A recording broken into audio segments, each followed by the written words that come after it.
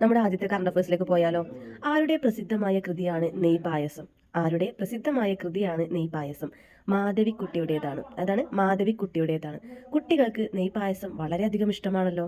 അപ്പോൾ നമുക്ക് വളരെയധികം കണക്ട് ചെയ്യാവുന്ന ഒരു പോയിന്റ് ആണ്. ആരുടെ കൃതിയാണ് നെയ് പായസം? മാധവിക്കുട്ടി.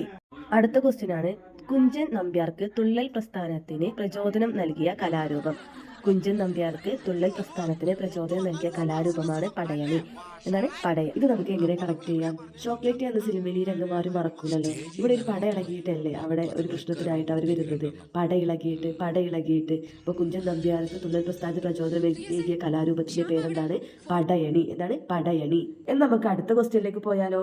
ഏറ്റവും കൂടുതൽ തവണ സമാധാന നോബൽ കിട്ടിയ സംഘടന. എന്താണ് സംഘടന? റെഡ് ക്രോസ് സംഘടന. ഈ ഒരു ചിഹ്നത്തെ നിങ്ങൾ നമ്മുടെ ഫസ്റ്റ് എയ്ഡ് ബോക്സിൽ കണ്ടിട്ടില്ലേ? എന്താണ് ഫസ്റ്റ് എയ്ഡ് ബോക്സിന്റെ പ്രത്യേകത?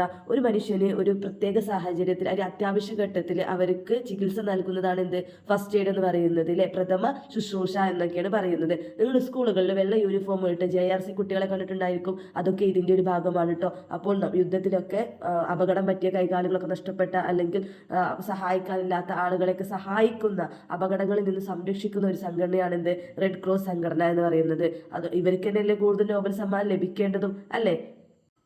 അടുത്ത ക്വസ്റ്റ്യനിലേക്ക് പോയാലോ? 2025 ഏഷ്യൻ ഹോക്കി ചാമ്പ്യൻ ആരാണ്?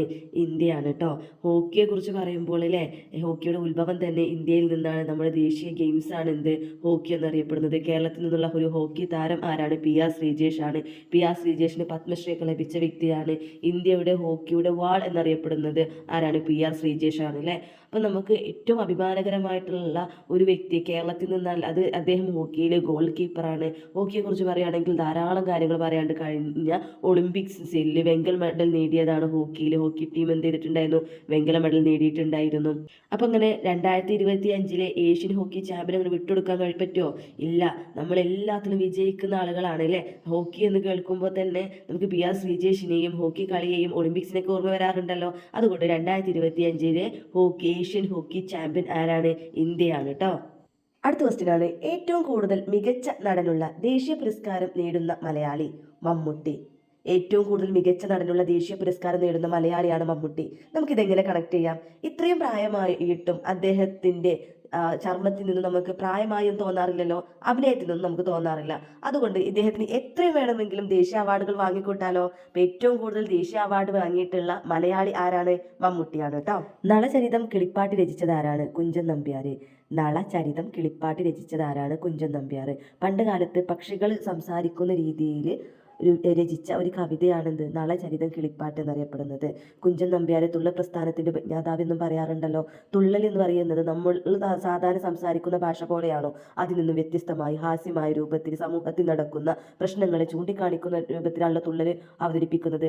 അതുപോലെ തന്നെ അതിന്റെ മറ്റൊരു സൃഷ്ടിയാണെന്ത്? നളചരിതം കിളിപ്പാട്ട് എന്ന് പറയുന്നത് അല്ലെ. നമ്മൾ ഒരിക്കൽ പോലും ചിന്തിക്കാത്ത പല കാര്യങ്ങളും അന്നുള്ള ആളുകൾ സമൂഹത്തിലെ മനുഷ്യന്മാരുടെ ചിന്തകൾ മാറ്റിമറിക്കുന്നതിന് വേണ്ടിയിട്ട് പല കാര്യങ്ങൾ ചെയ്തിട്ടുണ്ട് അല്ലെ. അപ്പൊ നളചരിതം കിളിപ്പാട്ട് മഹാഭാരതത്തിലെ ഓരോ അംഗങ്ങളെ കുറിച്ചും പറയുന്നതാണ് നളചരിതം കിളിപ്പാട്ട് എന്ന് പറയുന്നത്. ഇതിന്റെ രചയിതാവാരാണ്? കുഞ്ചൻ നമ്പ്യാറാണ്. ഇതിന്റെ ഉപജ്ഞാതാവാരാണ്? കുഞ്ചൻ നമ്പ്യാറാണ്. കുഞ്ചൻ നമ്പ്യാറിന്റെ തുള്ളൽ പ്രസ്ഥാനത്തിന്റെ ഉപജ്ഞാതാവ്. അപ്പൊ നളചരിതം കിളിപ്പാട്ട് ആരാണ് രചിച്ചത്? കുഞ്ചൻ നമ്പ്യാർ. ആരാണ്? കുഞ്ചൻ നമ്പ്യാർ.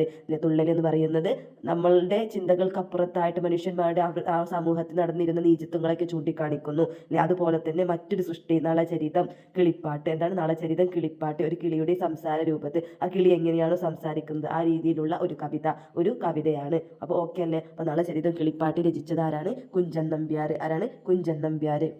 രാഷ്ട്രപതിയുടെ വെള്ളി മെഡൽ നേടിയ ആദ്യ മലയാള സിനിമ നീലക്കുയിൽ. 1954 കേട്ടോ. അപ്പോൾ ഇതെങ്ങനെ കണക്ട് ചെയ്യാം? വെള്ളിന്റെ നിറം എന്ന് പറയുന്നത് വെള്ള കളറല്ലേ അല്ലെ. വെള്ളിക്ക് ഒരു കളറുണ്ട്, നിറമുണ്ട്. വെള്ളി കളറാണ് അല്ലെ, വെള്ള നിറമാണ്. അതേപോലെ തന്നെ നീലക്കുയിൽ എന്നതിൽ നിന്നും ഒരു നിറം എടുക്കാലോ.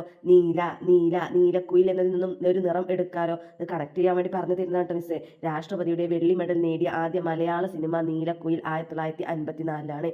എന്നാൽ രാഷ്ട്രപതിയുടെ സ്വർണ്ണ മെഡൽ നേടിയ ആദ്യ മലയാള സിനിമ ഏതാ മക്കളെ? രാഷ്ട്രപതിയുടെ സ്വർണ്ണ മെഡൽ നേടിയ ആദ്യ മലയാള സിനിമ ചെമ്മീനാണ് കേട്ടോ. 1965 ചെമ്മീനാണ്. സ്വർണ്ണ മെഡൽ നേടിയത് ഏതാണ്? ചെമ്മീനാണ് അല്ലെ. ചെമ്മീൻ എന്ന് പറയുന്നത് മത്സ്യത്തിൽ പെടുന്നതാണോ? അല്ല.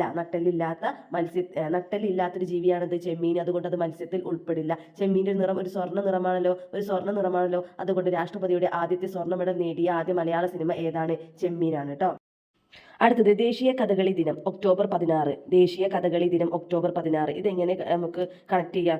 കഥകളി ലി ലി ലി എന്നതിന് ഒരു ആറ് എടുത്തൂടെ നമുക്ക്? കഥകളി എന്നതിൽ നിന്നും ആറ് അല്ലെ, ലായുടെ മുകൾ ഭാഗത്തെ നമുക്കൊരു ആറാക്കി മാറ്റിക്കൂടെ? ആറാക്കി മാറ്റാം. ലി എന്ന ചിഹ്നത്തിൽ നിന്ന് നമുക്ക് ഒന്നെടുക്കാം. ലി എന്ന ചിഹ്നത്തിൽ നിന്ന് നമുക്ക് ഒന്നെടുക്കാം. അപ്പൊ ദേശീയ കഥകളി ദിനം എന്നാണ് ഒക്ടോബർ 16. എന്താണ്? ഒക്ടോബർ 16. അടുത്ത് നോക്കിയാലോ, 2025 ഇൻഡെക്സ് എക്കണോമിക്സ് ഫ്രീഡത്തിൽ ഇന്ത്യയുടെ സ്ഥാനം 128. എന്താ മിസ്സേ ഇൻഡെക്സ് എക്കണോമിക്സ് ഫ്രീഡം എന്ന് പറയുന്നത്? അഥവാ സാമ്പത്തികമായിട്ടുള്ള ഒരു സ്വാതന്ത്ര്യം അഥവാ ഫ്രീഡം എന്ന് പറയുന്നു. ഇപ്പൊ ബാങ്കുകളുടെ ലയനങ്ങളും ബാങ്കിങ് കാര്യങ്ങളൊക്കെ വളരെ സുതാര്യമായ രീതിയിൽ നടക്കുന്നു. ഇറക്കുമതികൾ, കയറ്റുമതികൾ, അതുപോലെ തന്നെ അഴിമതി കുറവായിരിക്കും. ഇത്തരത്തിലുള്ള ഇതിൽ ആദ്യ സ്ഥാനത്ത് നിൽക്കുന്നത് സിംഗപ്പൂരാണ്. ഇത് നല്ല ഒരു കാഴ്ച വെക്കുന്ന രാജ്യം എന്ന് പറയുന്നത് സിംഗപ്പൂരാണ്. ഒന്നാം സ്ഥാനം നിൽക്കുന്നത് സിംഗപ്പൂരാണ്. 184 രാജ്യങ്ങൾ പങ്കെടുത്തതിൽ നിന്നും 184 രാജ്യങ്ങളിൽ നിന്നും ഇന്ത്യക്ക് 128ാമത്തെ സ്ഥാനമാണ്.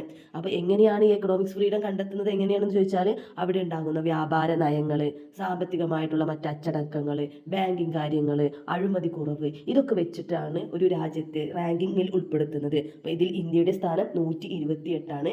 സിംഗപ്പൂരാണ് ഒന്നാം സ്ഥാനത്തുള്ളത്. ഏതാണ്? സിംഗപ്പൂരാണ് ഒന്നാം സ്ഥാനത്തുള്ളത്. അപ്പോൾ എക്കണോമിക്സ് ഫ്രീഡം അല്ലെ, നമുക്ക് ആഗ്രഹിക്കാറുണ്ട് സിംഗപ്പൂരിലേക്കൊക്കെ ഒരു യാത്ര പോകണം എന്നൊക്കെ ആഗ്രഹിക്കാറുണ്ട്. പക്ഷെ അവിടുത്തെ പാസ്പോർട്ട് കിട്ടണമെന്നുണ്ടെങ്കിൽ കുറച്ച് ബുദ്ധിമുട്ടാണ് അല്ലേ? അപ്പോൾ അവിടെ ഭയങ്കര സുരക്ഷിതമാണ് എല്ലാ കാര്യങ്ങൾക്കും. ഒന്നാം സ്ഥാനം ഏതിനാണ്? സിംഗപ്പൂർ നേടി. 128ാം സ്ഥാനം ആര് നേടി? ഇന്ത്യ നേടി. 128ാം സ്ഥാനം ഇന്ത്യ നേടി. നമ്മൾ 28ാം വയസ്സിലൊക്കെ ആഗ്രഹിക്കും എനിക്ക് സാമ്പത്തികമായിട്ടുള്ള ഒരു ഭദ്രത ഉണ്ടാവണം. 28ാമത്തെ വയസ്സിൽ നമ്മൾ ആഗ്രഹിക്കുന്ന കാര്യമാണ് എനിക്ക് സാമ്പത്തികമായിട്ടുള്ള ഒരു ഭദ്രത ഉണ്ടാവണം എന്നുള്ളത്. അപ്പോൾ കണക്ട് ചെയ്യാൻ വേണ്ടി പറഞ്ഞതാണ് കേട്ടോ. അപ്പോൾ ഓക്കെ, അല്ലാതെ നല്ല ഉഷാറായിട്ട് പഠിക്കുക. നമ്മൾ നെക്സ്റ്റ് ക്ലാസ്സിൽ വീണ്ടും കാണും കേട്ടോ.